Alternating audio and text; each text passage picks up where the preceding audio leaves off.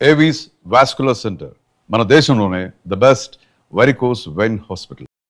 yes yes coming please.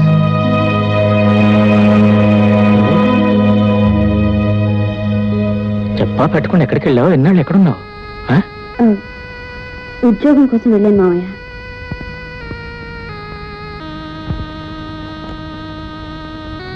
అది కాదమ్మా, ఉద్యోగానికి ఇప్పుడు అంత అవసరం వచ్చింది. అవసరం అంటారేంటి మావయ్య? మీ ఆరోగ్యం పూర్తిగా పాడైపోయింది. వైద్యానికి ఆ డబ్బు సరిపోవటం లేదు. ఇన్నాళ్ళు నన్ను ఎంతో ప్రాణప్రదంగా పెంచి పెద్ద చేశారు. ఇప్పుడు నేను ఉద్యోగం చేసి మీకు వైద్యం చేయించడం తప్పంటారా మావయ్య? తప్పని కాదమ్మా రాధా, ఎలాగైనా నిన్ను ఒక ఇంటిదాన్ని చేయాలనేది నా జీవితంలో మిగిలిన ఒకే ఒక కోరికమ్మా. ఆ కోరిక తీర్చుకోవాలి ఆస్తోనే ఈ జీవిత భారాన్ని మోస్తున్నాను. కానీ నువ్వు ఇప్పుడు ఉద్యోగం చేసి నాకు వైద్యం చేయిస్తానంటున్నావు. నేనంత స్వార్థపరుని కాదమ్మా, స్వార్థపరుని కాదు. పోన్లే, అవును, నువ్వు వెళ్ళిన పని ఏమైందమ్మా? ఉద్యోగం దొరికినట్టు దొరికి చేయిపోయింది మావయ్య. అన్నట్లు మీ ఆరోగ్యం ఎలా ఉంది? డాక్టర్ చూస్తున్నాడా? చూస్తున్నారు. మందులో వేసుకుంటున్నారా? వేసుకుంటూనే ఉన్నా. అవును, ఉద్యోగం దొరకకపోతే తిన్నగా ఇంటికి వచ్చేయచ్చు కదా. ఇన్నాళ్ళు ఎక్కడున్నావు, ఎందుకున్నావు? మీరు లోపల పదని చెప్తాను. సరే, ఉద్యోగం ఇప్పిస్తారన్నారు కదా అని అతను చెప్పినట్టు వాళ్ళ అమ్మగారి దగ్గర నాకు వచ్చిన యాక్టింగ్ అంతా చేసేసాను. గుడ్. ఆవిడ మెచ్చుకుందా? ఇంతకీ ఆవిడ పేరేమిటన్నావు? పార్వతమ్మ.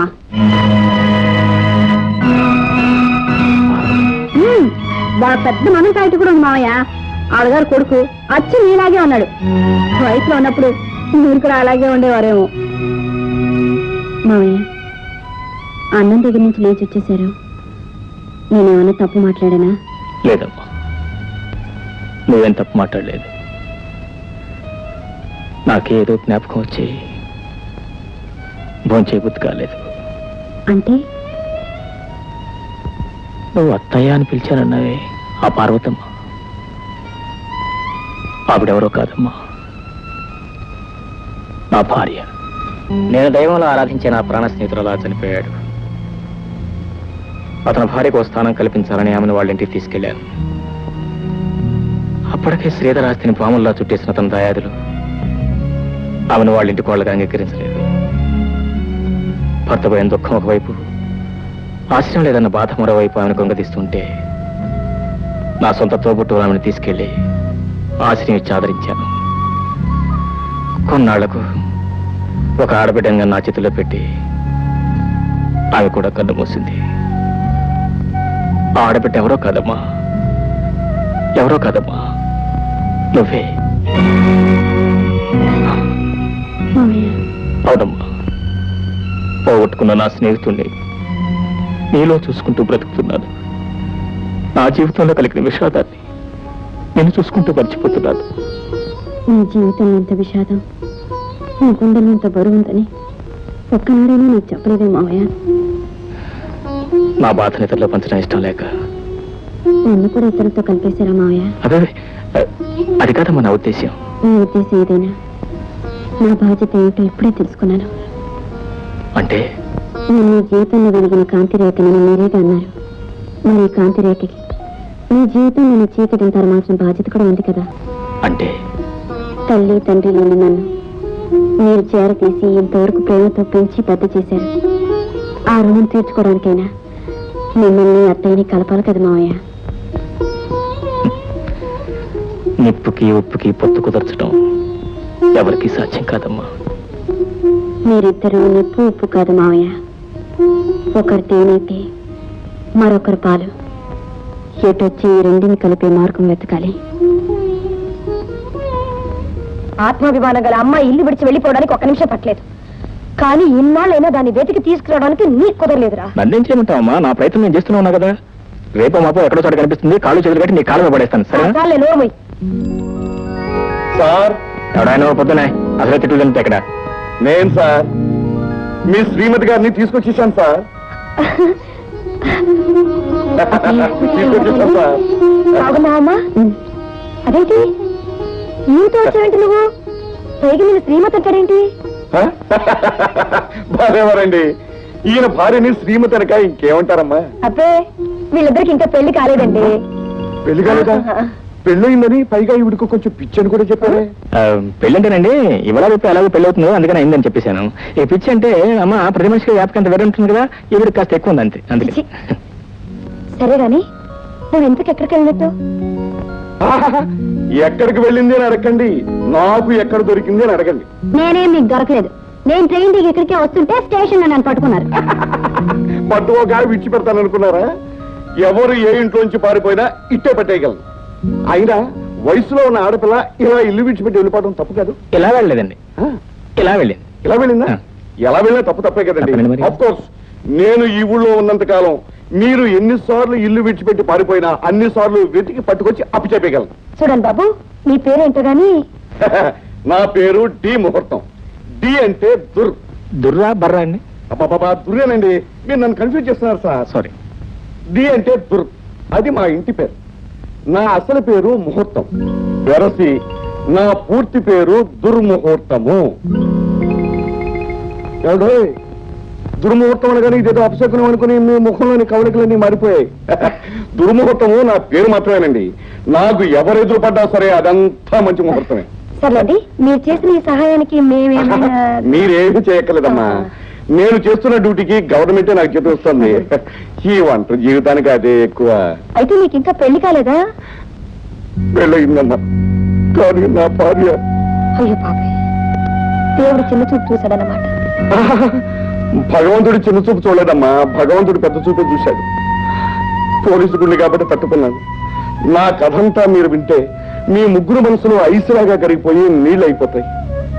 నా భార్య నన్ను చిన్న చూపు చూసి నన్ను విడిచిపెట్టి ఇంట్లోంచి వెళ్ళిపోయింది. మరి మీరు వెతకలేదా అండి? వెతికాను బాబు, కానీ నా భార్య కనపడలేదు. అన్ని కేసుల్లోనూ సక్సెస్ అయ్యాను, నా సొంత కేసులోనే ఫెయిల్యూర్ అయ్యాను బాబు. చాలా నువ్వు విచారం. ఉండు బాబు. అమ్మా, మిమ్మల్ని ఒకటి అడుగుతాను, చెప్పండి. ఆడపిల్ల మగపిల్లవాడు ఒకళ్ళొకరు చూసుకుని అర్థం చేసుకుని అగ్ని సాక్షిగా పెళ్ళాడి భార్యాభర్తలు ఎందుకు అవుతారు? చిలకా గోరింకలాగా ఉంటూ నలుగురు బిడ్డలను కానీ హాయిగా సంసారం చేసుకోవాలనే కదా. మరి అలాంటప్పుడు ఆ భార్య హఠాత్తుగా ఆ భర్తను విడిచిపెట్టి వెళ్ళిపోతే ఆవిడ ఏమంటారో చెప్పండి అమ్మా. చెప్పండి అమ్మా. మీరు చెప్పలేరు. ఈ విధంగా ఇప్పటి వరకు నా చేతి మీదుగా 100 కేసులు పూర్తి చేశానమ్మా. పోనీలేండి, ఆ పుణ్యం మిమ్మల్ని మీ భార్యతో కలుపుతుంది. ఆహా, ఎంత చల్లని మాట చెప్పి ఆశీర్వదించారమ్మా. మీ నోటి మాట ప్రకారం నా భార్య నాకు దొరికితే వెంట పెట్టుకుని మీ దగ్గరికి తీసుకొస్తానమ్మా, మీ ఆశీర్వాదం పొందటానికి. వస్తానమ్మా. ఆ, వస్తాను బాబు. చాలా థ్యాంక్స్. పర్వాలేదు.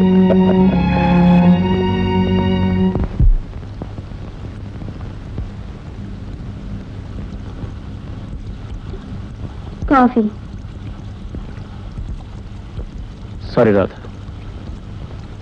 ఆ రోజున అనుకోకుండా క్లబ్లో నీ మీద ఆవేశపడినందుకు చాలా బాధపడుతున్నా.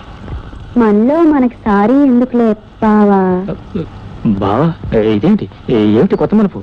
మలుపు కొత్తదే అయినా వరస పాతదిలే బావా. అరే, బావా నాకు మీరు కావాలి కానీ మీ డబ్బెందుకు బావా?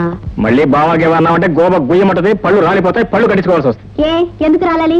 ఎందుకు రాలకూడదు? ఏంటి మీ నాన్నగారు నాకు మావ అయినప్పుడు మీరేమవుతారు? ఎత్తుకు వేస్తే 2 అవుతారు. ఆ, ఇందాకేమో మా అమ్మ సైడ్ నుంచి చూసి కలిపావు, ఇప్పుడేమో మా నాన్నగారి సైడ్ నుంచి చూసి కలుపుతున్నావు. ఏంటి నాటకం? నేను నాటకాలు ఆడటం లేదు, సినిమాలు డైరెక్ట్ చేయట్లేదు. డైరెక్ట్ అయిపోయేది ప్రొడ్యూసర్గా. నన్ను పెంచి పెద్ద చేసింది మీ నాన్నగారు అన్నమాట అక్షరాలు నిజం. ఏం కోతలండి, బ్రహ్మాండమైన కోతలు. కన్న బిడ్డను నన్ను పెంచి పెద్ద చేయలేకపోయినా ఆ పెద్ద మనిషి ఈవిడ గారిని పెంచి పెద్ద చేశాడు. ఇక నువ్వు చెప్పే పిచ్చి మాటలు నమ్మడం నేనే వెరివాణి కదా కూరదాన్ని. నాన్నగారు ఏమయ్యారమ్మా అని ఎప్పుడైనా మీ అమ్మగారిని అడిగారా? ఒకసారి కదా 100 సార్లు అడిగాను. ఏం చెప్పారు? ఏం చెప్తుంది? ఆవిడ గారి మీద ఆయన అలిగి ఆ ఇంట్లోంచి బయటికి వెళ్ళిపోయాడు అంతే. అంటే కొంతవరకు నిజం చెప్పారనమాట. సరే, మిగిలిన నేను చెప్తాను వినండి. చెప్పు. మిమ్మల్ని కన్న మీ నాన్నగారే నన్ను పెంచి పెద్ద చేశారు.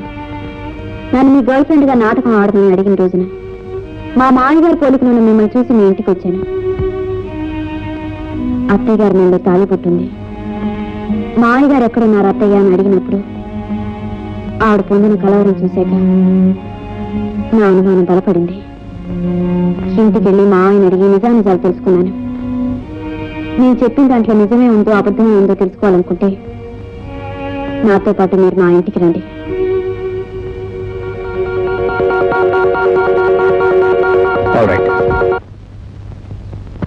నమస్కారం డాక్టర్ గారు. ఓహో, దుర్ముహూర్తం గారా? డి ముహూర్తం. ఆ? డి అంటే దుర్ మా ఇంటి పేరు, ముహూర్తం నా అసలు పేరు, దుర్ముహూర్తం. కూర్చోండి కూర్చోండి. మీకు కూడా మత పని పడిందా? ఆ? పోలీసులకు మాత్రం జబ్బులు రావా? ఏంటి మీ కంప్లైంట్? ఏమీ లేదండి. నేను రాత్రిపూట ఎక్కడ పడుకుంటానండి? మంచం మీద. అవును కదా. మరి తెల్లారి లేచేసరికి ఎక్కడ ఉండాలండి? మంచం మీదే. అవును కదా. అది ఏమిటోనండి, తెల్లారి లేచి చూసుకునేసరికి నేల మీద ఉంటున్నానండి. అంటే మీరు చంటి పిల్లల మంచం నుంచి కింద పడుతున్నారన్నమాట. బాలేవారే, కింద పడ్డానికి దుర్ముహూర్తం అంటే ఎవరు అనుకున్నారు? అగ్గి రవ్వ. మరి నేల మీద ఎలా ఉంటున్నారండి? ఎవరో నన్ను కావాలని కిందకు తోసేస్తున్నారేమోనని నాకు అనుమానం అండి. ఓహో, అంటే గాలి ధూళి దెయ్యం అని మీ అనుమానమా? అయితే అయి ఉండొచ్చు. అయితే మీరు నా డిపార్ట్మెంట్ కాదు, మా ఆవిడ డిపార్ట్మెంట్. ఆవిడ భూత వైద్యం, భానుమతి, చేతబడి వీటిలో స్పెషలిస్ట్. అక్కడికి వెళ్ళి తాయితీ కట్టించుకోండి. వెళ్ళండి. అలాగే. రా. నమస్కారం డాక్టర్ గారు. ఎలా ఉంది జ్వరం? మాత్రలు సరిగ్గా వాడుతున్నా? వాడుతున్నాను సార్. నాలుగు చూపించు. అబ్బా, ఆ జరదాకెళ్ళి ఎందుకయ్యా నీ జ్వరాన్ని తోడు ముయ్యారు.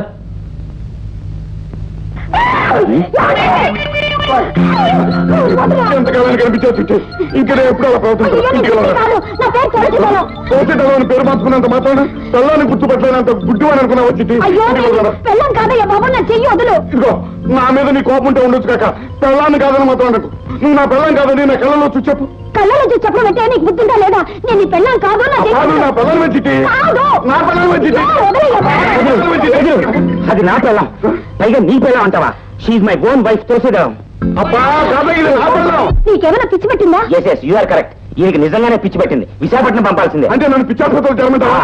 ఇదిగో డాక్టర్, నిన్ను ఏకంగా రాజమండ్రి పంపించేస్తాను, జాగ్రత్త. రాజమండ్రికా? అంటే సెంట్రల్ జైలుకా? అవును. నేను ఏ నేరం చేశాను పంపుతావా? ఏమి నేరం చేశావు అని అడుగుతున్నావా? నువ్వు డాక్టర్ అయ్యుండి రావణాసురుడు సీతమ్మ వారిని చెరబట్టినట్టు నా పెళ్ళాన్ని తీసుకొచ్చి నీ ఇంట్లో చెరబడ్డాం నేరం కాదు.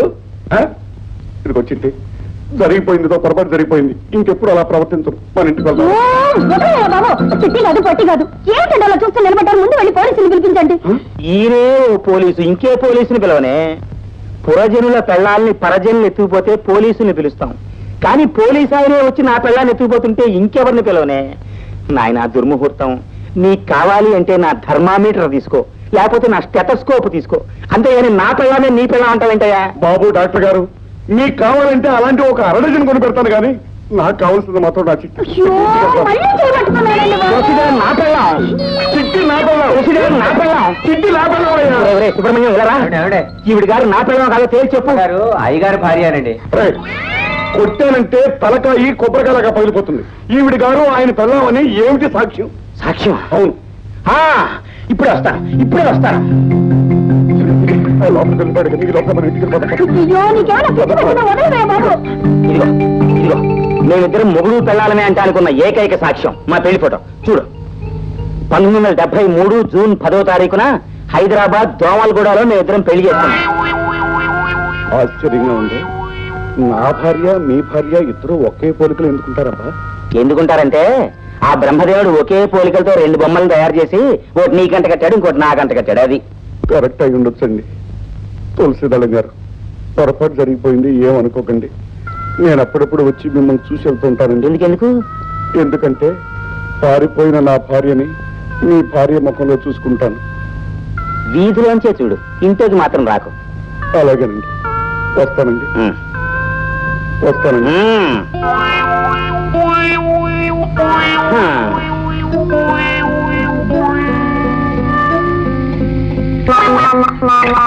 మామ